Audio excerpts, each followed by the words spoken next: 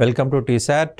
I'm Naresh, history faculty. ఈరోజు మనము ఈ వీడియోలో రాష్ట్రకూటుల గురించి నేర్చుకుందాము. మధ్యయుగ భారతదేశ చరిత్రలో మనకు అత్యంత ముఖ్యమైన వాళ్ళుగా రాష్ట్రకూటులు చెప్పుకోవచ్చు. రాష్ట్రకూటులో గొప్ప సామ్రాజ్యాన్ని నిర్మించడం జరిగింది. మనకి రాష్ట్రకూటులు వాళ్ళ యొక్క శాసనాల్లో ఏమని చెప్పుకున్నారంటే, మేము యదువంశ వీరుడైనటువంటి సాత్యకి యొక్క సంతానం అని చెప్పుకున్నారు. సాత్యకి ఎవరయ్యా అంటే యదువంశానికి చెందిన వాళ్ళు. శ్రీకృష్ణుడికి వరసకు సోదరుడి వ్యక్తి సాత్యకి, అతని యొక్క సంతానము. అంటే వీళ్ళు యాదవులు లేదా యదువంశము అంటే శూద్రులు. మనకి క్షత్రియులు మాత్రమే పరిపాలన చేయాలి, కానీ వీళ్ళు శూద్ర వంశము. యదు అంటే యాదవులు శూద్రులు. శూద్ర వంశంగా చెప్పుకోవాల్సి ఉంటుంది. 8వ శతాబ్దం మధ్య నుండి రాష్ట్రకూటులు వాళ్ళ పరిపాలన ప్రారంభించడం జరిగింది. 2వ ఇంద్రుని కుమారుడు నుండి దంతిదుర్గుడు రాష్ట్రకూటుల అధికారాన్ని స్థాపించడం జరిగింది. మనకి దంతిదుర్గుడి కంటే ముందు ఉన్న వాళ్ళంతా కూడా బాదామి చాళుక్యుల సామంతులుగా ఉన్నారు. ఈ 2వ ఇంద్రుడు బాదామి చాళుక్యుల దగ్గర సామంతుడుగా ఉన్నాడు. దంతిదుర్గుడు కూడా బాదామి చాళుక్యుల దగ్గర సామంతుడుగా ఉన్నాడని చెప్పాలి. 2వ విక్రమాదిత్యుడు అనేటువంటి బాదామి చాళుక్య చివరి చక్రవర్తి దగ్గర దంతిదుర్గుడు పనిచేయడం జరిగింది. దంతిదుర్గుడు 2వ విక్రమాదిత్యుడు మరణాంతరము స్వతంత్ర ప్రకటించుకోవడం జరిగింది. 2వ విక్రమాదిత్యుడు చివరి గొప్ప బాదామి చాళుక్య రాజుగా చెప్పుకున్నాము. అతని మరణాంతం 2వ కీర్తివర్మ రాజు అయ్యాడు. ఈ 2వ కీర్తివర్మ కాలంలోనే దంతిదుర్గుడు ఎల్లోరా కేంద్రంగా, ఎల్లోరా రాజధానిగా రాష్ట్రకూట వంశాన్ని ప్రారంభించుకోవడం జరిగింది. రాష్ట్రకూట్ల రాజధాని ఏంటయ్యా అంటే ఎల్లోరా. దంతిదుర్గుడు 2వ కీర్తివర్మ కాలంలో స్వతంత్ర రాజ్య స్థాపన చేసుకున్నాడు. ఇతని రాజధాని ఎల్లోరా. దంతిదుర్గుడిని బాదామి చాళుక్య 2వ కీర్తివర్మ అణిచివేసే ప్రయత్నం చేయడం జరిగింది. అయితే ఈ ప్రయత్నంలో ఈ 2వ కీర్తివర్మకి మనకి మొదటి విజయాదిత్యుడు అనేటువంటి తూర్పు చాళుక్య రాజు సహాయం చేయడం జరిగింది. ఆ తూర్పు చాళుక్య రాజుని ఓడించి 2వ కీర్తివర్మని ఓడించి నాసిక్, పూనా, సతారా, కొల్హాపూర్ ప్రాంతాలను ఆక్రమించుకున్నాడు దంతిదుర్గుడు. చాళుక్యులపై దంతిదుర్గుని విజయాల గురించి దశావతార గుహాశాసనం తెలియజేస్తుంది. ఎల్లోరాలో దశావతారాల గుహాలయం అనేది దంతిదుర్గుడు నిర్మించాడు. ఇక్కడ మనకి ఎల్లోరా అనే పదం వచ్చిందండి. దీనిపైన మనము గుర్తుపెట్టుకోవాల్సి ఉంటుంది. ఎల్లోరా చూసినట్లయితే మనకు దాదాపుగా 34 గుహలు కనిపిస్తాయండి. ఎల్లోరాలో 34 గుహలు ఉన్నాయి. అందులో 17 హిందూ మతం యొక్క గుహలు, 17 హిందూ మతం గుహలు, 12 బౌద్ధ మత గుహలు కనిపిస్తాయి. అండ్ మిగిలినటువంటి 5 జైన మత గుహలుగా చెప్పాల్సి ఉంటుంది.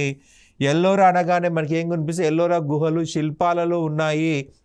18 హిందూ మతానివి, 12 బౌద్ధ మతానివి, 5 జైన మత గుహలు ఉన్నాయి. ఎల్లోరాలో దశావతారాల గుహాని నిర్మించింది దంతిదుర్గుడు. మనకి రాష్ట్రకూట టాపిక్ నుంచి ఎగ్జామ్ చూసినట్లయితే, ఎగ్జామ్లో మనకి రాష్ట్రకూట టాపిక్ నుంచి చూసినట్లయితే ఎల్లోరా గురించి అడుగుతాడు. ఎల్లోరాలో 34 గుహలు ఉన్నాయి.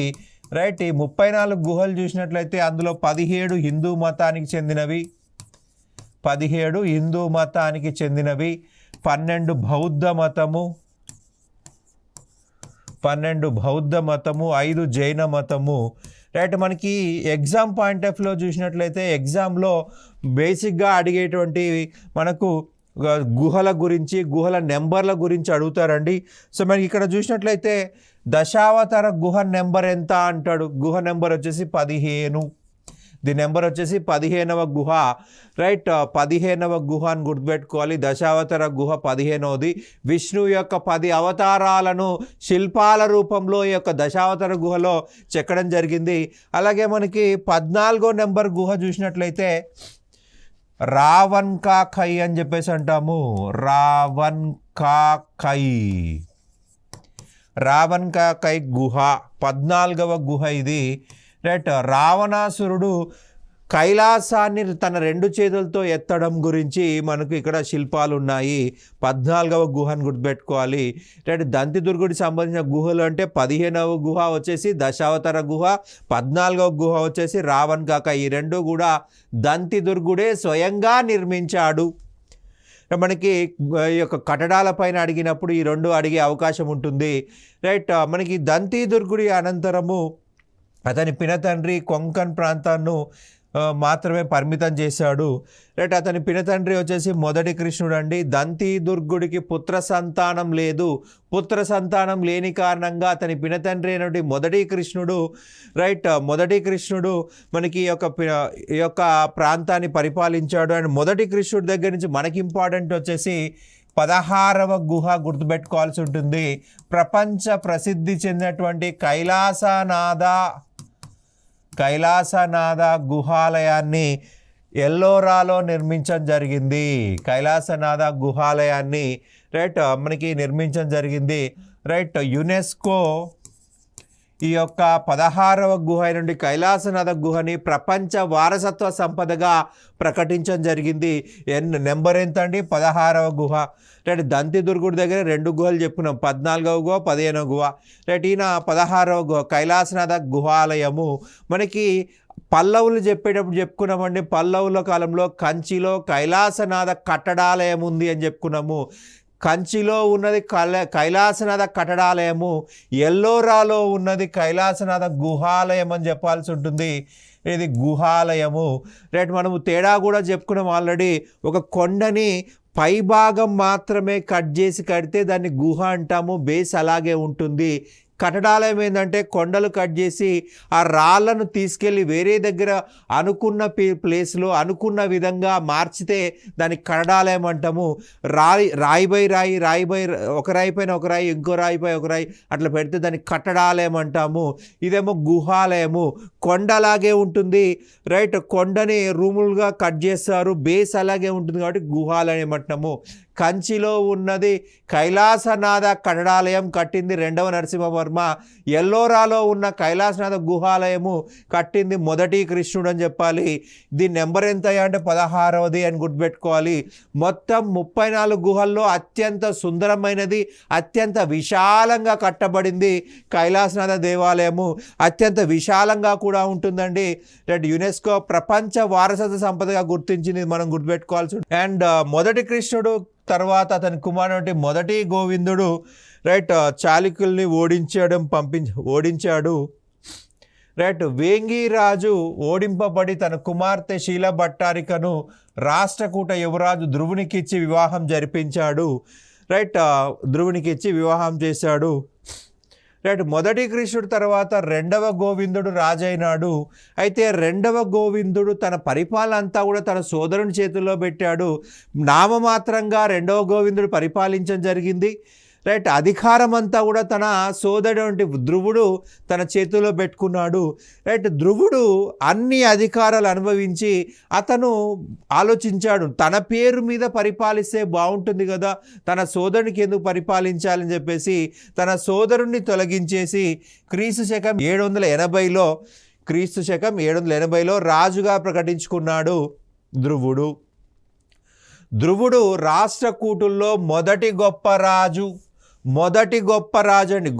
అత్యంత గొప్ప రాజు కాదు, మొదటి గొప్ప వాళ్ళలో మొదటివాడు ధ్రువుడు. ఇతను గాంగ పాలకుడైనటువంటి 2వ శివమార పల్లవ రాజుని దంతివర్మని ఓడించాడు. ఈ యొక్క 2వ శివమార మరియు దంతివర్మలు ఇద్దరూ కూడా 2వ గోవిందునికి సహాయంగా రావడం జరిగింది. సో ఈ ధ్రువుడు వాళ్ళిద్దరినీ కూడా ఓడించడం జరిగింది. ధ్రువుడు త్రిరాజ్య సంఘర్షణలో ప్రవేశించినటువంటి మొదటి రాజు. ప్రతిహార పాలకుడు వత్సరాజుని ఓడించి రాజస్థాన్కు తరిమేశాడు. మనకి కనోజ్ అనే ప్రాంతం కోసము త్రిరాజ్య యుద్ధం అనేది జరిగిందండి.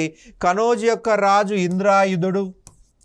ఈ ఇంద్రాయుధుడి పైన ప్రతిహార వత్సరాజు దాడి చేశాడు.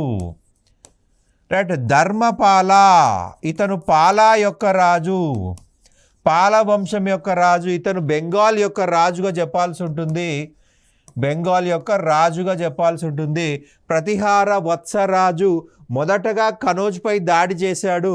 సో ఈ యొక్క వత్సరాజు యొక్క శత్రువు ధర్మపాల, ఇతను కూడా కనోజ్ పైన దాడి చేశారు. ఒకేసారి ఇద్దరు దాడి చేశారు. మూడవ వ్యక్తిగా రాష్ట్రకూట ధ్రువ ఈ యొక్క యుద్ధంలోకి వెళ్ళడం జరిగింది. ఈ రాష్ట్రకూట ధ్రువుడు వత్సరాజును ఓడించాడు. వత్సరాజు ఓడిపోయి రాజస్థాన్ ఎడారికి పారిపోవడం జరిగింది. ధర్మపాలను ఓడించాడు. ధర్మపాల తన యొక్క రాజముద్ర అయినటువంటి శ్వేతపత్రాలను యుద్ధరంగంలో వదిలేసి పారిపోయాడు. ఇక చివరిగా ఇంద్రాయుధ కూడా ఓడిపోయి సామంతుడైపోయాడు.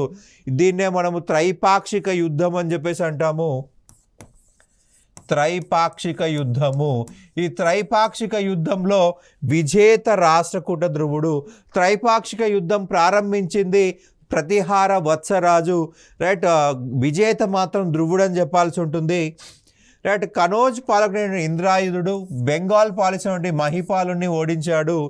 ధ్రువుడు ప్రతిహార రాజచిహ్నమైనటువంటి గంగా యమున తోరణంను, పాలరాజచిహ్నమైనటువంటి శ్వేతపత్రంను, రైట్, తన విజయాల గుర్తుగా తీసుకున్నాడు, రైట్. ఇతను బిరుదులు చూసినట్లయితే నిరుపమ కలివల్లభ, శ్రీవల్లభ, ధారావర్ష అనేటువంటి ముఖ్యమైన బిరుదులు, రైట్. రతన్పూర్, సంజన్పూర్ శాసనాలు ఈ యొక్క ధ్రువుడి యొక్క విజయాల గురించి సమాచారం ఇస్తున్నాయి. ధ్రువుడి తర్వాత మూడో గోవిందుడు రాజైనాడండి, రైట్. ఇతని యొక్క బిరుదు జంగ్తుంగ్, రైట్. మూడో గోవిందుడు కనోజ్ పాలకుడైన చక్రాయుధుడిని, బెంగాల్ పాలకుడైన ధర్మపాలుని ఓడించాడు. అలాగే ప్రతిహార పాలకుడి నాగభటను కూడా ఓడించడం జరిగింది. నాగభటను కూడా ఓడించాడు.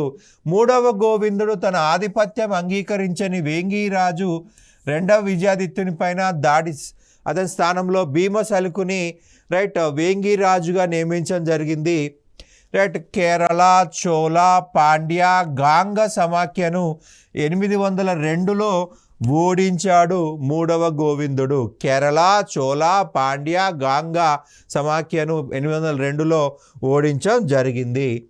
కంచి పాలకుడు దంతివర్మను, చాళుక్య విజయాదిత్యుని కూడా మూడవ గోవిందుడు ఓడించడం జరిగింది. మూడవ గోవిందుడు తన ఆధిపత్యం అంగీకరించని, రైట్, రెండవ విజయాదిత్యుని స్థానంలో భీమసల్కుని రాజుగా నియమించాడు. నెక్స్ట్ చూసినట్లయితే అమోఘవర్షుడు, రైట్. మూడవ గోవిందుడు చాలా చిన్న వయసులోనే మరణించడం జరిగింది. సో అమోఘవర్షుడు అనేవాడు చిన్న వయసులో రాజయ్యాడు, రైట్. టోటల్ రాష్ట్రకూట వంశంలో అతి గొప్ప రాజు అంటే అమోఘవర్షుడు అని చెప్పాల్సి ఉంటుంది, రైట్. మూడవ గోవిందుడి అనంతరం అతని కుమారుడు అమోఘవర్షుడు రాజయ్యాడు. ఇతడు చిన్నవాడు కావడం చేత, రైట్, గుజరాత్ గవర్నర్ కర్ణ సంరక్షకుడిగా ఉన్నాడు, రైట్. ఇతనికి 18 సంవత్సరాలు కూడా నిండలేదండి, మైనర్. సో మైనర్ కాబట్టి తన పినతండ్రి కర్ణుడు, ఈ మూడవ గోవిందుడి యొక్క సోదరుడు కర్ణుడు సహాయంగా ఉన్నాడు, సంరక్షకుడిగా ఉన్నాడు. గుజరాత్ యొక్క గవర్నరే కర్ణ అన్నమాట. ఈ కర్ణ సపోర్ట్ చేశాడు. అమోఘవర్షకి సర్వ అనేటువంటి మరి ఒక పేరు కలదు, రైట్. అమోఘవర్షుడి పరిపాలన కాలం ఏంది అంటే 814 నుంచి 878 వరకు అని చెప్పాల్సి ఉంటుంది, రైట్. ఇతను వేంగి చాళుక్య విజయాదిత్యుని ఓడించాడు. అతని సేనాని అయినటువంటి పాండురంగడు మరలా వేంగిని జయించి అమోఘవర్షుడిని ఓడించాడు, రైట్. అమోఘవర్షుడు తన సోదరి అయిన యువరాజు అయినటువంటి విష్ణువర్ధనకిచ్చి వివాహం చేశాడు. యువరాజు అంటే 4వ విష్ణువర్ధనకిచ్చి వివాహం చేశాడు. క్రీస్తు శకం 860లో మాన్యాకేటం అనే నూతన నగరాన్ని నిర్మించి రాజధానిగా చేసుకున్నాడు. మనం ఏం చెప్పుకున్నామండి, ఎల్లోరా అనేది రాష్ట్రకూటుల యొక్క రాజధాని అని చెప్పుకున్నాం. దంతి దుర్గుడి దగ్గర నుంచి అమోఘవర్ష వరకు ఎల్లోరా రాజధాని. అమోఘవర్షుడు తన రాజధానిని మాన్యాకేటమునకు మార్చడం జరిగింది. మాన్యాకేటమునకు మార్చాడు, రైట్. మాన్యాకేట అనే నూతన నగరాన్ని నిర్మించిన అమోఘవర్షుడు నిర్మించి రాజధానిగా చేసుకోవడం జరిగింది, రైట్. అమోఘవర్షుడు ఎల్లోరాలో 30వ గుహ చోట కైలాసం అనేటువంటి ఆలయాన్ని నిర్మించాడు. మనకి చోట కైలాసం పేరు చూడగానే ఇది శివాలయం అనుకుంటాము, కానీ ఇది జైన దేవాలయము. అదేం సార్ మనకి కైలాసం అని ఉంది కదా అంటే, ఈ యొక్క దేవాలయానికి ఆ పేరు ఎలా వచ్చిందంటే 16వ గుహ చూసినట్లయితే కైలాసనాథ గుహాలయము, దాని నమూనాతో నిర్మించారు. 16వ గుహ కైలాసనాథ దేవాలయం నమూనాతో నిర్మించడం జరిగింది. సో అందుకే ఇక్కడ కైలాసనాథ దేవాలయం అన్నారు. కాకపోతే చాలా తక్కువ స్పేస్లో కట్టారు. 16వ గుహ ఏమో ఎలాబరేట్గా కట్టినట్లయితే ఇదేమో తక్కువ ప్లేస్లో కట్టారు, చిన్నగా ఉంది కాబట్టి చోట కైలాసం అనే పేరు వచ్చింది. ఇది జైన దేవాలయము. వర్ధమాన మహావీరుడు, పార్శ్వనాథుడి యొక్క విగ్రహాలు, ఇంద్రసభ లాంటివి మనకి యొక్క జైన దేవాలయంలో చోట కైలాసంలో కనిపిస్తాయి. ఇది జైన మతానికి సంబంధించింది. అమోఘ వర్షుడు స్వయంగా కవి. ఆయన కన్నడంలో కవిరాజా మార్గం అనే బిరుదుని, కవిరాజా మార్గం అనే గ్రంథాన్ని రచించాడు. అమోఘ వర్షుడు అతని యొక్క బిరుదు వచ్చేసి కవిరాజా. ఈ కవిరాజా బిరుదు పేరు మీద కవిరాజా మార్గం అనే గ్రంథాన్ని రచించాడు. రైట్. అమోఘ వర్షుడు బిరుదు ఏంటండి? కవిరాజు. భారతదేశ చరిత్రలో 4 చక్రవర్తులకి కవిరాజా అనే బిరుదు ఉందండి. రైట్. అందులో అతి ముఖ్యమైన వాడు అమోఘ వర్షుడు. రైట్. ఈ అమోఘ వర్షుడు కవిరాజా మార్గం అనే గ్రంథాన్ని రచించాడు. మనకి 4 చక్రవర్తులకి కవిరాజా బిరుదు ఉందని చెప్పుకున్నాము. రైట్. ఫస్ట్ వన్ చూసినట్లయితే హాలుడు, శాతవాహన వంశము. హాలుడు శాతవాహన వంశము, శాతవాహన వంశము. సముద్రగుప్త, గుప్తా వంశము. అమోఘ వర్ష, రాష్ట్రకూట వంశము. ఇక చివరగా భోజా, పరమారా వంశము. ఈ నలుగురు రాజులకి కవిరాజా అనే బిరుదు ఉందండి. మనకి ఎగ్జామ్లో ఎలా అడుగుతారంటే కవిరాజ బిరుదు లేనివారు అంటారు. ఎందుకంటే ఎక్కువ మందికి ఉంది. మనకి వచ్చే ఆప్షన్లు 4, ఇక్కడ 4కి ఉంది. సో 4కి ఉంది కాబట్టి మనకి ఏమంటారంటే కవిరాజ బిరుదు లేని రివర్స్లో అడిగే అవకాశం ఉంటుంది. హరిసేనుడు అమోఘ వర్షుని యొక్క ఆస్థాన కవి. ఇతను హరివంశం అనే గ్రంథాన్ని రచించాడు. హరిసేనుడు ఏం రాశాడు? హరివంశము. మనకి సముద్రగుప్తుడి కాలంలోని హరిసేనుడు వేరే, రాష్ట్రకూట కాలంలో మనకి సేమ్ పేరు ఉంది అంతే. రైట్. కవులో సేమ్ పేరు పెట్టుకోకూడదని ఏం లేదు, ఆయన ఒక కవి మాత్రమే. మరి రాజు అయితే హరిసేన 2 అని పెట్టుకోవచ్చు, కానీ రాజు కాదు, ఒక వంశం కాదు. రాజులైతే మనకు 1, 2 అని పెడతాం, కానీ కవులకు అలా పెట్టకూడదు. హరిసేనుడు అమోఘ వర్షుని ఆస్థానంలో నుండి కవి. రైట్. హరివంశం అనే గ్రంథాన్ని రాశాడు. రైట్. ఆది పురాణం చూసినట్లయితే జీనసేనుడు రచించాడు. గణితసార సంగ్రహం చూసినట్లయితే మహావీరాచార్య రచించాడు. గణితసార సంగ్రహము గణితం పైన రాసినటువంటి గ్రంథం ఇది, మ్యాథమెటిక్స్ పైన రాసిన గ్రంథం ఇది. అమోఘ వృత్తి అనే గ్రంథమును శాక్తాయన రచించాడు. మనకి రాష్ట్రకూటుల నుంచి ఖచ్చితంగా క్వశ్చన్స్ ఎలా వస్తాయా అంటే, ఇక్కడ యుద్ధాల కంటే కూడా, రాజుల యొక్క గొప్పతనం కంటే కూడా గుహల గురించి మనం ఖచ్చితంగా గుర్తుపెట్టుకోవాలి. ఇక్కడ మనం 4 గుహల గురించి చెప్పుకున్నామండి. దంతిదుర్గుడి దగ్గర 2 గుహలు, 14వ గుహ రావణ్ కా కై, 15వ గుహ దశావతార గుహ. అలాగే మనకి మొదటి కృష్ణుడు చూసినట్లయితే కైలాసనాథ గుహాలయం, దాని నెంబర్ 16 అని చెప్పుకున్నాం. అమోఘ వర్షుడు చూసినట్లయితే మనకు 30వ గుహ చోట కైలాసం. ఈ 4 గుహలు కంపల్సరీగా గుర్తుపెట్టుకోవాల్సి ఉంటుంది. అండ్ రెండవది వచ్చేసి రైట్, మనకు పుస్తకాల గురించి, రచయితలు, వాళ్ళ పుస్తకాలు, మనం చాలా వరకు రచయితల గురించి చెప్పుకున్నాము. మనకి రాష్ట్రకూటుల నుంచి ఖచ్చితంగా ఈ గుహల గురించి, రచయితల గురించి, రైట్, విదేశీ యాత్రికుల గురించి అడుగుతాడు. ఈ పాయింట్స్ పైన ఫోకస్ చేయాల్సి ఉంటుంది. రైట్. అరబ్బు యాత్రికుడు సులైమాన్ అమోఘ వర్షుడి కాలంలో రాష్ట్రకూట రాజ్యాన్ని సందర్శించాడు. మనకి యాత్రికులు కూడా చాలా ఇంపార్టెంట్ అండి. మనకు కాలానుసారంగా అమర్చండి. మనకి గ్రూప్ 3 ఎగ్జామ్లో చాలా క్వశ్చన్స్ హిస్టరీలో కాలానుసారంగా అమర్చండి అని చెప్పేసి అడిగాడు. సో కాలానుసారంగా అంటే వాళ్ళు వచ్చిన టైం పీరియడ్ ప్రకారం తెలిసి ఉండాలి. సో మనకి 850లో ఈ సులైమాన్ అనేటువంటి అరబ్బు యాత్రికుడు అమోఘ వర్షుడి ఆస్థానాన్ని సందర్శించాడు. మాన్యాకేటాన్ని సందర్శించడం జరిగింది. మాన్యాకేటన్ సందర్శించాడు. ప్రపంచం అంతా కూడా 4 వ్యక్తుల కంట్రోల్లో ఉంది అంటున్నాడు ఈ యొక్క సులైమాన్. మొదటి వ్యక్తి ఖలీఫా, ఇస్లాం మతం యొక్క రాజకీయ మతపరమైన గురువే ఖలీఫా, రైట్. సెకండ్ వ్యక్తి చైనా రాజు, థర్డ్ వ్యక్తి ఈజిప్ట్ రాజు, 4వ వ్యక్తి అమోఘ వర్షుడు అని చెప్తున్నాడు. భారతదేశం అంతా కూడా ఇతనికి అనుసరణలో ఉంది, భారతదేశం అంతా కూడా ఇతని మాట వింటుంది, రైట్. ఇతని మాట లేకుండా ఏ యుద్ధము జరగదు, ఇతని అంగీకారం లేకుండా ఏ యుద్ధము జరగదు, ఏ యుద్ధము ఆగదు అని చెప్పేసి మనకు చరిత్రకారుడు అయినటువంటి సులైమాన్ యాత్రికుడు తన గ్రంథంలో రాసుకున్నాడు. భారతదేశంలో అత్యంత గొప్ప చక్రవర్తి అమోఘ వర్షుడు అని చెప్పేసి ఈ సులైమాన్ తన గ్రంథంలో రాసుకోవడం జరిగింది. అమోఘ వర్షుని అనంతరం 2వ కృష్ణుడు రాజు అయ్యాడండి. ఇతను గంగ, కళింగ, అంగ, గుర్జర, లాట, మగధ పాలకులని ఓడించాడు. రైట్. గుణగ విజయాదిత్యుని చేతిలో ఓటమి చెంది కొన్ని ప్రాంతాలు కోల్పోయాడు. అయితే ఈ మిహిరభోజుడు కూడా ఈ యొక్క 2వ కృష్ణుడిని ఓడించడం జరిగింది. 2వ కృష్ణుడు అనంతరము 3వ ఇంద్రుడు రాష్ట్రకూట రాజైనాడు. రైట్. 3వ ఇంద్రుడు మనకి ఎగ్జామ్ పాయింట్ ఆఫ్ ఇంపార్టెంట్ అండి. రైట్. 3వ ఇంద్రుడి దగ్గర చూసినట్లయితే అల్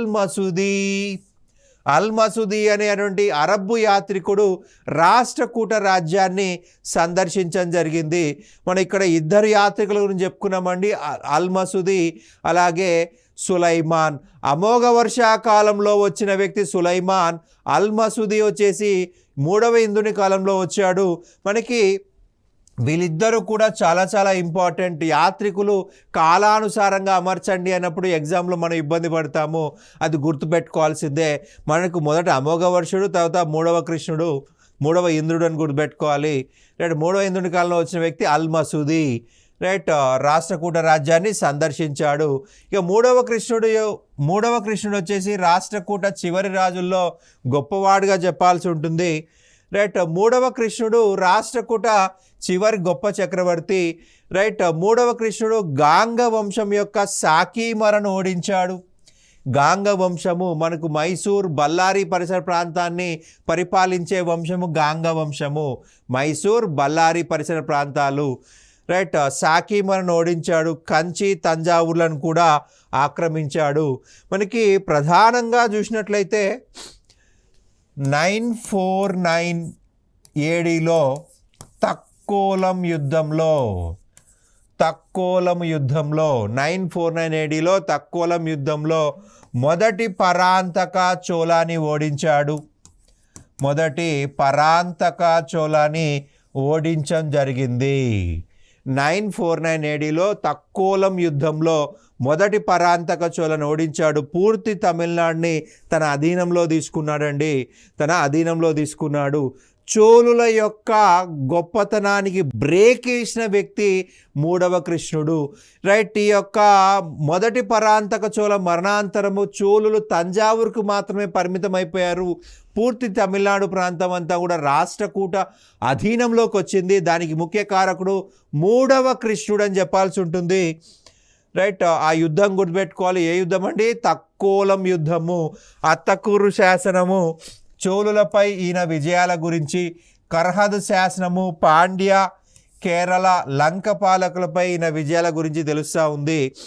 రైట్. పాండ్య, కేరళ రాజులపై గెలిచినందుకు గాను రామేశ్వరం వద్ద విజయస్తంభాన్ని నాటాడు 3వ కృష్ణుడు. ఈ పాయింట్ కూడా మనకి ఎగ్జామ్ పాయింట్ ఆఫ్ ఇంపార్టెంట్ అండి. రైట్. రాష్ట్రకూట వంశంలో రామేశ్వరం వద్ద విజయస్తంభాన్ని నాటింది ఎవరు అంటారు? రైట్. ఇక్కడ మనకి 3వ కృష్ణుడు అనేది గుర్తుపెట్టుకోవాల్సి ఉంటుంది. రైట్. కన్నడ కవిత్రయంలో ఒకడైనటువంటి పొన్న ఇతని ఆస్థానంలో ఉన్నాడు. పొన్న శాంతి పురాణం అనే గ్రంథం రచించాడు. ఇక్కడ శాంతి పురాణం వచ్చేసి జైన తీర్థంకరుడైనటువంటి శాంతినాథుడి పేరు మీద, శాంతినాథ పేరు మీద జైన తీర్థంకరుడైన ఇతని పేరు మీద శాంతి పురాణం అనే గ్రంథాన్ని రచించాడు. 3వ కృష్ణుని ఆస్థాన కవి హాలాయుధుడు కవి రహస్యం అనే గ్రంథాన్ని రచించాడు. రైట్. ఈ ఇద్దరు కవులను మనం గుర్తుపెట్టుకోవాల్సి ఉంటుంది.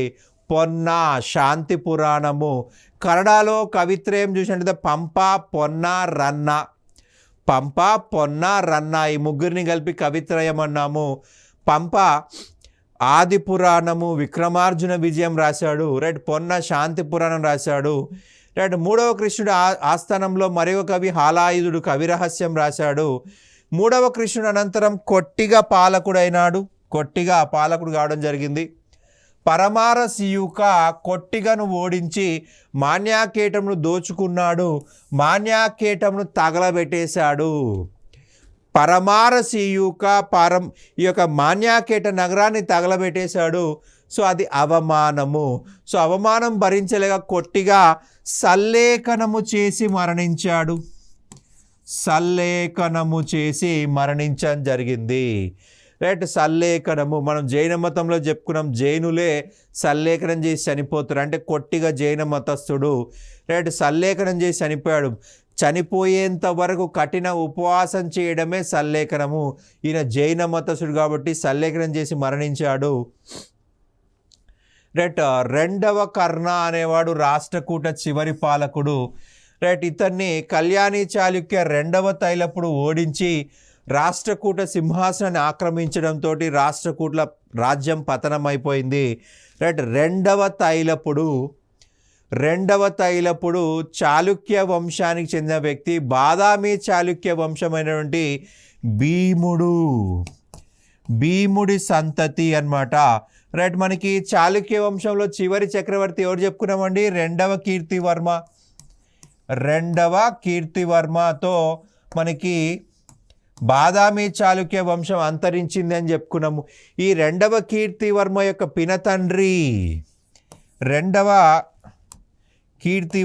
పినతండ్రి భీముడు. ఈ భీముడి సంతతికి చెందిన వ్యక్తే రెండవ తైలపుడు అని గుర్తుపెట్టుకోవాలి. అంటే ఈ యొక్క కళ్యాణి చాళుక్యులు, బాదామి చాళుక్యులు ఒక వంశానికి చెందిన వాళ్ళే. రెండవ కీర్తివర్మ చిట్ట చివరి రాజు అని చెప్పుకున్నాం బాదామి చాళుక్య వంశంలో. అతని పినతండ్రి భీముడి వంశం చెందిన వాళ్ళు, అంటే ఒకే కుటుంబానికి చెందిన వాళ్ళు బాదామి చాళుక్యులు, కళ్యాణి చాళుక్యులు. కళ్యాణి చాళుక్య రాజు అంటే రెండవ తైలపుడు ఈ యొక్క రెండవ కర్ణను చంపేసి రాష్ట్రకూట రాజ్యాన్ని ఆక్రమించుకున్నాడు. ఇక రాష్ట్రకూట పాలన ముఖ్యమైన అంశాలు చూసినట్లయితే రాష్ట్రకూటులు సాంప్రదాయ రాజరికాన్నే అవలంబించారు. రాజే అత్యున్నత సర్వాధికారి. రైట్. రాష్ట్రకూటులు ఖచ్చితంగా సువర్ణ వర్ష, ధారావర్ష, అమోఘ వర్ష, నిత్యవర్ష ఇటువంటి బిరుదులని ధరించారన్నమాట. రాజు తర్వాత యువరాజు సింహాసనాన్ని అధిష్ఠించేవాడు. రాష్ట్రకూట్ల కాలంలో శైవ వైష్ణవ మతాలతో పాటు జైన మతం ఎక్కువగా అభిమానించారు. రైట్. విదేశీ వాణిజ్యం బాగా అభివృద్ధి చెందింది. గుజరాత్, పైఠాన్, తగరా వంటి మొదలగు ముఖ్యమైన వాణిజ్య కేంద్రాలు. కన్నడ సాహిత్యం కూడా రాష్ట్రకూట్ల కాలంలో చాలా గొప్పగా అభివృద్ధి చెందిందండి. అమోఘ వర్షుడు కన్నడ వ్యాకరణం పైన తొలి గ్రంథం రాశాడు. అంటే రాష్ట్రకూటులు కన్నడాన్ని బాగా అభివృద్ధి చేశారు. కన్నడలో కవిరాజా మార్గము అనే గ్రంథం రచించాడు. ఈ కవిరాజా మార్గం అనే గ్రంథము అమోఘ వర్షుడు కన్నడ వ్యాకరణం పైన రాశాడు. అలాగే జైన మతం పైన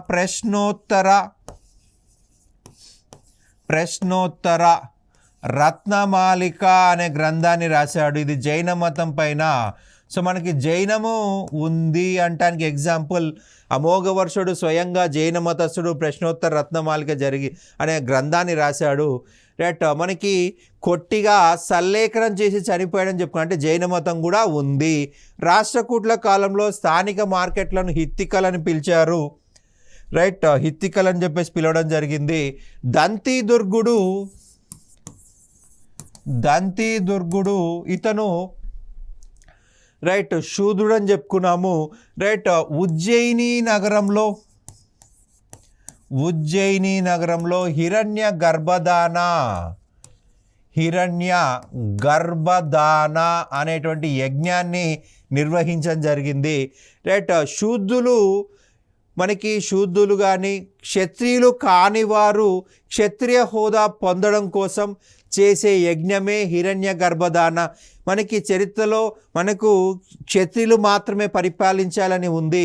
ఓకే, మనకి హిందూ మతం ప్రకారము క్షత్రియులు మాత్రమే పరిపాలించాలి, వీళ్ళు శూద్రులు కాబట్టి ఈ ఉజ్జయిని నగరంలో హిరణ్య గర్భదాన అనే యజ్ఞం చేసి క్షత్రియ హోదా పొందాడు దంతి దుర్గుడు. రైట్, మనకి కదంబ వంశానికి చెందినటువంటి మయూర శర్మ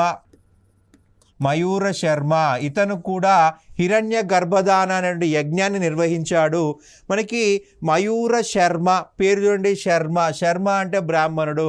అంటే క్షత్రియులు మాత్రమే పరిపాలించాలి కాబట్టి హిరణ్య గర్భదాన అనే యజ్ఞాన్ని చేసిన వ్యక్తి మయూర శర్మ అని చెప్పాల్సి ఉంటుంది.